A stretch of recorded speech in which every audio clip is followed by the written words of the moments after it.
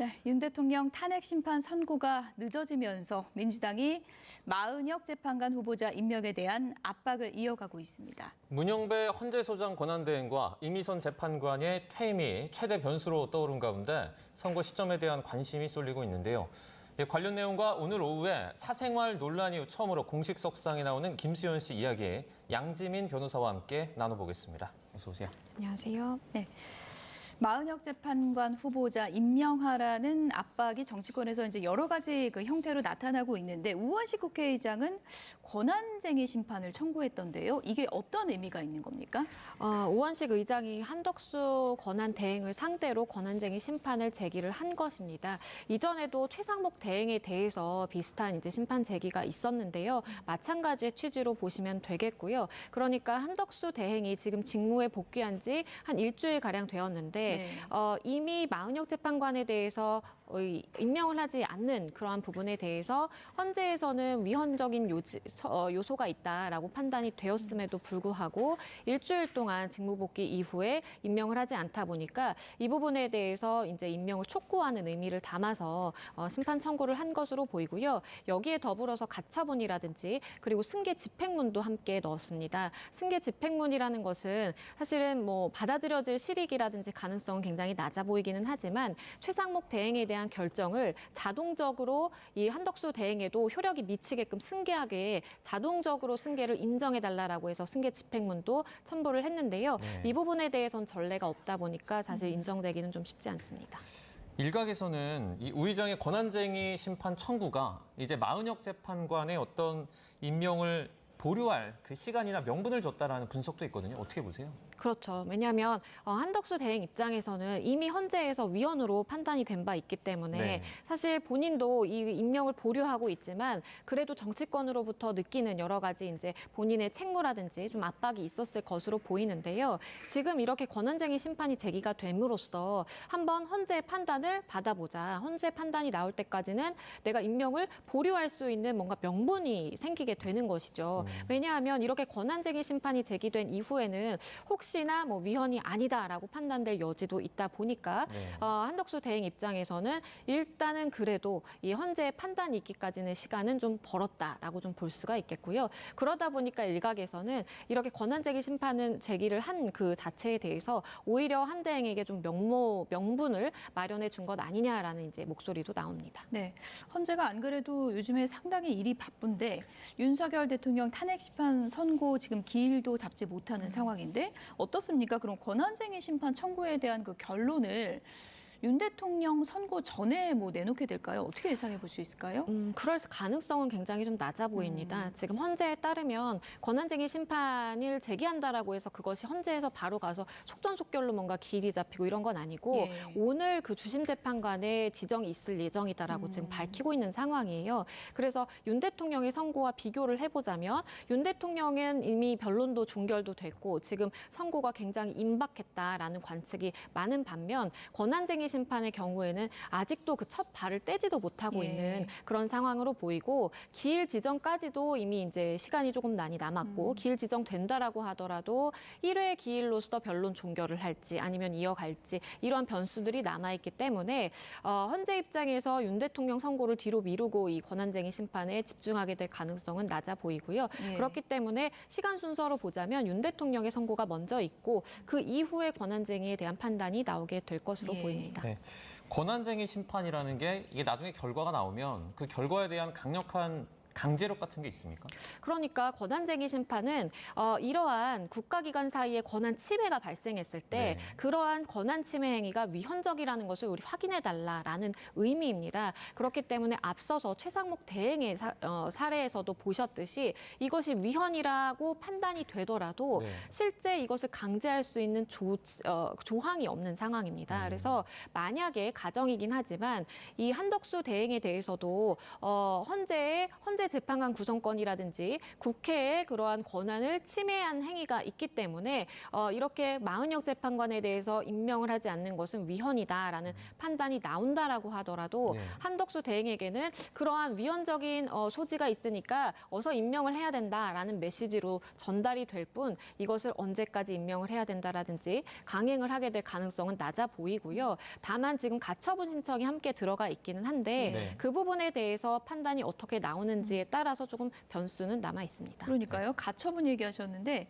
임시 재판관 지위 부여 가처분을 냈다 그러는데 이거는 어떤 방식으로 심리가 진행되는 겁니까? 그러니까 예. 지금 우원식 의장의 이야기는 이미 최상목 대행의 그 사례에서 봤듯이 이걸 위헌이라고 판단을 받아봤자 대행 입장에서 임명을 하지 않으면 어떤 걸 강제할 수 없는 강제할 수 있는 예. 수단이 없다 보니까 이것을 가처분의 형태로서 이렇게 혹시 위헌이라고 판단된다면 그 즉시 곧바로 마은혁 재판관이 헌재 재판관으로 임명되는 것처럼 임시적인 지위를 부여해달라라는 취지입니다. 예. 그런데 최상목 대행의 이제 경우에 있어서도 예.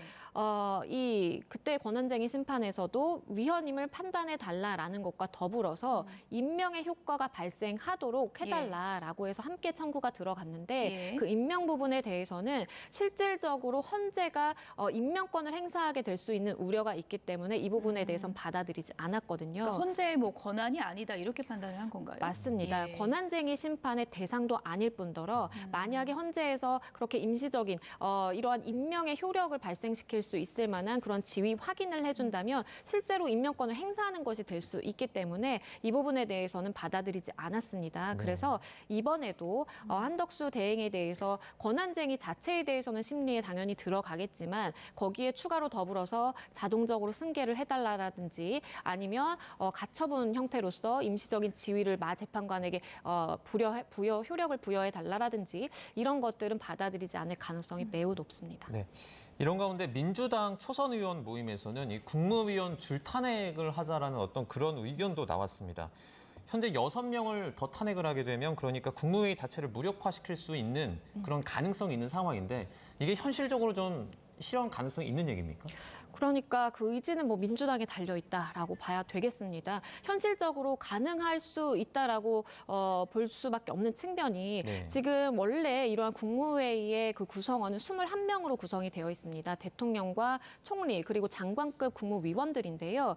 그 중에서 11명이 이 의사 정족수고요. 그러니까 심리를 이어갈 수 있는 모일 수 있는 정족수입니다. 예. 그리고 그 중에 8명이 의결 정족수예요. 그래서 11명이 모이면 국무회의를 열 수가 있는 것이고 8명이서 이 부분에 대해서 찬성을 한다라고 안건에 대해서 통과시킬 수 있는 정족수가 마련이 되어 있는 것입니다. 예. 그런데 지금 윤석열 대통령 그리고 박성재 장관의 경우에는 직무정지가 되어 있는 상황이고 네. 그리고 이상민 장관이라든지 김용현 장관의 경우에는 사임했고요. 예. 그리고 여가부 장관은 원래 공석이었습니다. 그럼 지금 16명만 남아있는 상황에서 추가적으로 민주당에서 만약에 줄탄핵을 우리가 하겠다라고 한다면 순서대로 6명을 탄핵한다면 10명만 남는 상황이기 때문에 정족수를 채울 수가 없어요. 즉 국무회의를 주재할 수가 없는 것입니다.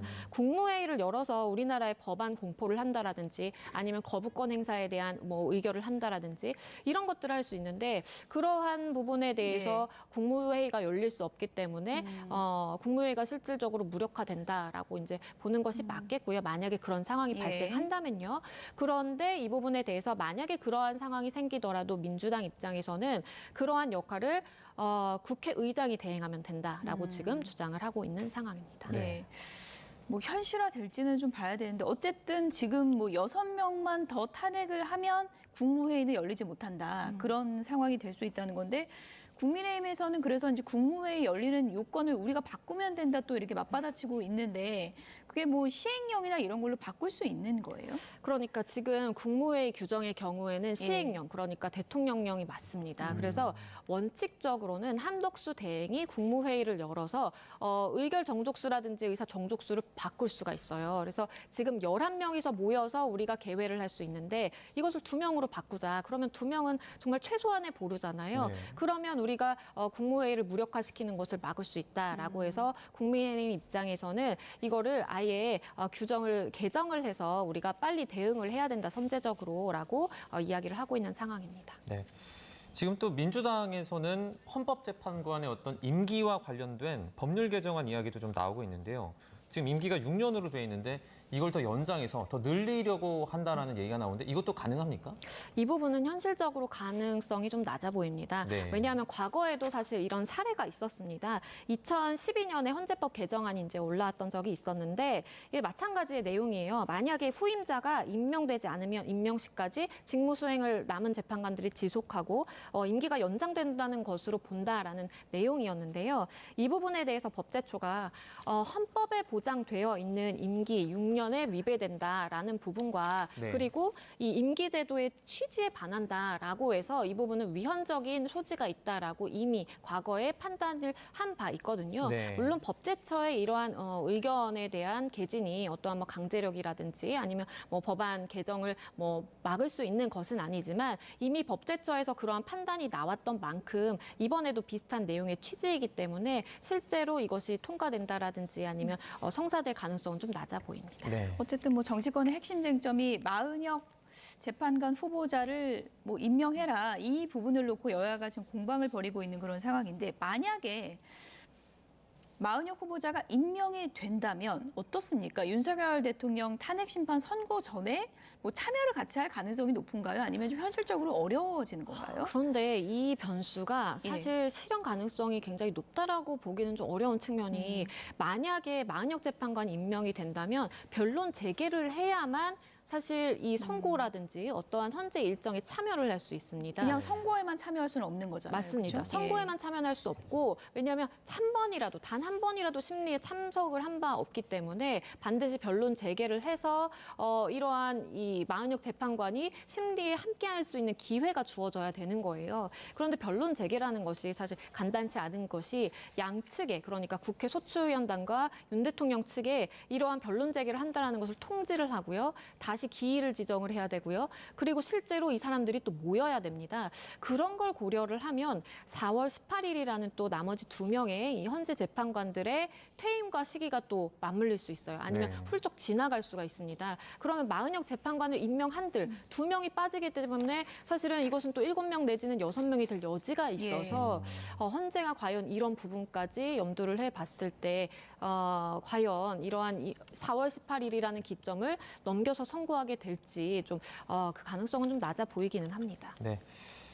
4월 18일 말씀을 해주셔서 사실 이때까지 좀 저희가 상상을 할지는 잘 몰랐지만 그 이전에 있었던 박근혜 전 대통령 때는 그때도 이정미 전 헌법재판관 퇴임이 사흘 앞두고 이렇게 진행이 됐다고요? 그렇습니다. 과거 사례가 이제 있었기 때문에 네. 지금 선고 기일을 예측하는 입장에서도 이번 주 내지는 늦어도 다음 주 금요일까지는 그래도 선고가 나오지 않을까 아니면 늦더라도 퇴임 18일보다는 그래도 며칠 이전이 될 것이다라는 이제 이야기가 나오는 것입니다. 네. 그래서 과거에도 박근혜 전 대통령 때 이 재판관의 이 퇴임 시기가 그 맞물리다 보니까 선고 일자를 두고 또 많은 예측들이 있었습니다. 네. 그럼에도 불구하고 이제 사실 한 대통령을 탄핵하기 위해서는 탄핵을 인용하기 위한 그 정당성을 확보하기 위해서라도 재판관 완전체로서 선고하는 것이 의미가 있고 심리에 관여한 재판관 모두가 이제 있는 상황에서 선고를 하는 것이 좀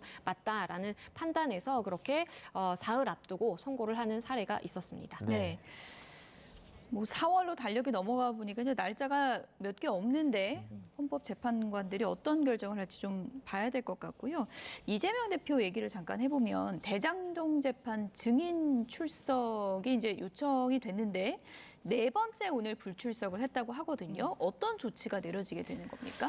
일단은 2번째 과태료 부과가 이제 처분이 나온 상황입니다. 첫 네. 번째 300만 원 과태료 부과가 됐었고 그리고 500만 원이 추가로 과태료 부과가 됐음에도 불구하고 이번에 또 출석하지 않았습니다. 형사소송법에 따르면 정당한 이유 없이 이렇게 증인 신청이 되었을 때 출석을 하지 않게 되면 네. 재판부가 임의로 이렇게 과태료 처분을 내릴 수가 있고요. 과태료 처분을 내렸음에도 불구하고 계속해서 증인으로 출석하지 않는다라고 할 때에는 예. 7일 이내에 감치라든지 뭐 구인도 가능한 상황입니다. 그래서 이번 재판부도 좀 고심을 하기는 할 텐데 일단은 그 재판장이 혹시나 다른 증인 일정을 좀 당겨서 먼저 진행하는 것을 지금 모색을 하고 있다라고 합니다. 그러면 나중에라도 계속해서 증인으로 불러서 임의 출석을 좀 기대해보고자 하는 그 취지로 보이고요. 예. 만약에 계속해서 출석을 하지 않는다라면 사실 구인이라든지 인치가 일반인에게는 가능한데 네. 또 현재 국회의원이다 보니까 이 부분에 대해서는 좀 무리가 있어 보입니다. 검찰에서 이렇게 되면은 구인을 해야 한다 이런 입장을 이제 조금 전에 밝혔는데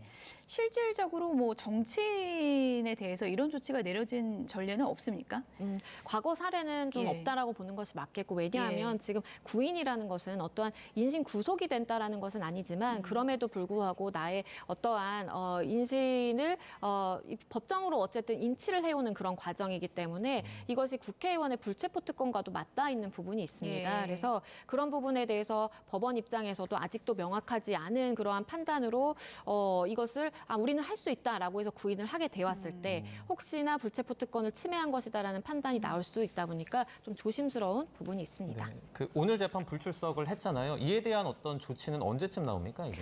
재판장의 재량입니다. 그래서 네. 재판장이 이 부분에 대해서 과태료를 또 누적해서 되는 것이거든요. 예. 또 500만 원 처분을 하겠다라고 그게 한다면 누적이 되는 거죠? 맞습니다. 과태료는. 누적이 예. 되는 것이기 때문에 추가로 500만 원을 사실 매 기일마다 해도 뭐 문제는 없습니다만 예. 법적으로는. 하지만 또 이재명 대표 측에서는 강하게 또 반발을 할 여지가 있기 때문에 일단은 먼저 신청이 됐던 다른 일정 가능한 증인들을 먼저 불러서 증인 신문을 하고 그 이후에 그 과정에서 계속 이제 이재명 대표에게 출석 통보를 하게 될 것으로 네. 보입니다. 어쨌든 뭐 원칙을 강조하는 재판부다 이렇게 알려져 있는데 어떤 조치가 나올지 좀 보겠고요. 배우 김수현 씨 논란 잠시 또 얘기를 좀 해보겠습니다. 오늘 오후에 김수현 씨가 직접 나오겠다, 기자회견 하겠다 입장을 밝혔는데 이렇게 본인이 이제 직접 입장을 발표하기로 한 계기, 배경 어떻게 봐야 될까요? 일단은 이 논란이 예. 계속해서 입장문을 발표를 했지만 사그라들지 않고 있습니다. 네. 뭐 유족 측에서 계속해서 증거 의무를 제시하는 그러한 측면도 있겠고요. 그러다 보니까 김수현 씨 입장에서는 입장문을 뭐 수회 배포를 했지만 이 논란이 사그라들지 않고 오히려 지금 더 논란이 커지고 있는 그런 상황이기 때문에 아무래도 본인이 나와서 어떠한 입장 표명을 하는 것이 그래도 좀 지금 상황에 맞겠다라고 판단을 했을 가능성이 있겠고요. 다만 워낙 이제 논란이라든지 의문점이라든지 명확하게 해소되지 않은 부분이 많다 보니까 일제 질문은 받지 않고 그냥 입장 표명 그러니까 준비되어 왔던 뭐 입장문이라든지 이런 것만 읽고 이렇게 내려가는 그러한 장면이 연출될 것으로 보입니다. 그 김세론 씨 미성년자 시절에 교제를 했다라는 부분도 가장 큰 쟁점 중에 하나인데 지금 뭐 그 세간에 여러 가지 도는 그런 자료들이 나오지 않았습니까? 변호사로서 그걸 보셨을 때 이게 뭐 좀 인정이 될 만하다고 보십니까? 아니면 뭐 불충분하다고 보십니까? 그러니까 쟁점은 결국에는 미성년자 시절에 이렇게 교제를 한 것이 우리가 일반적으로 이야기하는 미성년자의 교회 그러니까 만약에 뭐 스킨십이 있었다라고 전제를 한다면 네. 미성년자에 대한 강간이라든지 추행으로 인정될 수 있느냐 이 부분이 문제인데요. 예. 이 시점으로 봤을 때 이미 우리 법 개정이 되기 이전에 이제 발생했던 일이라고 볼 수 있기 때문에 형사적인 처벌과는 좀 거리가 있습니다. 네. 그래서 사실은 이제 연예인이다 보니까 본인의 이러한 인기라든지 명성이라든지 어떠한 뭐 이런 관리 측면에서 좀 접근을 하는 것이 맞겠고 유족 입장에서도 그러한 손해에 대해서 손해배상 청구를 하는 것도 사실 좀 적당하지 않은 부분이 있거든요. 입증돼야 되는 부분이 많은데 부족한 부분이 있습니다. 그래서 지금의 차원은 미성년자의 교제를 했느냐 여부를 대중들에게 좀 확인받고 싶은 그러한 측면이지 법적으로 이게 형사처벌이 되느냐 마느냐는 조금 분리해서 보는 것이 좀 맞다라고 봅니다. 네. 법적인 쟁점도 그렇지만 워낙에 큰 사랑을 받았던 공인이기 때문에 오늘 이제 김수현 씨가 처음으로 이제 직접 나와서 입장을 밝히는 건데 어떤 태도로 어떤 메시지를 전하느냐도 상당히 중요하잖아요. 어떤 내용이 좀 담기는 게 좋을까요? 그런데 그럼에도 불구하고 예. 유족 측에서 증거를 여러 가지 제시를 했지만 미성년자에 대한 교제는 연예인 입장에서 쉽게 인정하기는 좀 힘들 것으로 보입니다. 다만 본인의 뭐 불찰이라든지 본인이 좀 이렇게 처음에 연애 사실을 부인했다라는 그러한 부분에 대해서 좀 일부분 입장 표명이 있게 될 것으로 보이고요. 그리고 더불어서 김세론 씨에 대해서 소속사 측에서 7억 원을 이제 갚아라라고 한 부분이 너무 과도한 것 아니냐라는 측면이기 때문에 이번 뭐 기자회견 내지는 이번 발표가 어떠한 뭐 미성년자 교제보다는 실제 그런 채무 관계로 조금 초점이 맞춰지게 될 가능성이 있겠고요. 김수현 씨 입장에서는 아무래도 본인이 이제 뭐 막대한 위약금이라든지 광고적으로 보는 이제 금전적 손해라든지 이런 것들을 빨리 좀 정리를 하기 위해서라도 대중 앞에 서야 되겠다라는 결심을 하게 된 것으로 보입니다. 끝으로 간략하게요. 이 논란 폭로한 유튜브 채널에서 이제 뭐 진정 어린 사과가 안 나오면 뭐 동영상 폭로하겠다. 이런 것과 관련해서 김수현 씨 측에서도 이거 협박죄 아니냐 이렇게 이제 고발한 상태잖아요. 맞습니다. 이거는 좀 혐의가 성립될 거라고 보십니까? 어떻게 보십니까? 협박의 가능성이 있어 보입니다. 협박이라는 것은 대상자를 특정을 해서 내가 어떠한 공포심이라든지 외포심을 일으킬 만한 어떠한 발언을 하는 그러한 일체 행위가 포함이 되는 것인데 뭐 어떠한 뭐 영상이 있다, 김세론 씨와의 그러한 뭐 은밀한 영상이 있다라고 해서 만약에 이러한 디즈니 플러스에서 찍은 영화를 공개를 해버리면 우리도 같이 영상 공개하겠다라는 것은 연예인 입장에서 충분히 이제 협박으로 공포심을 느낄 만한 부분이 있다라고 보이고 이 부분에 대해서 협박 혐의 그리고 나체 뭐 이렇게 모자이크 처리를 하긴 했지만 사진을 공개했기 때문에 성폭력 특례법 여지도 있습니다. 네, 알겠습니다. 오늘 여기까지 듣도록 하겠습니다. 법률적인 쟁점들 양지민 변호사와 함께했습니다. 고맙습니다. 맞습니다. 감사합니다.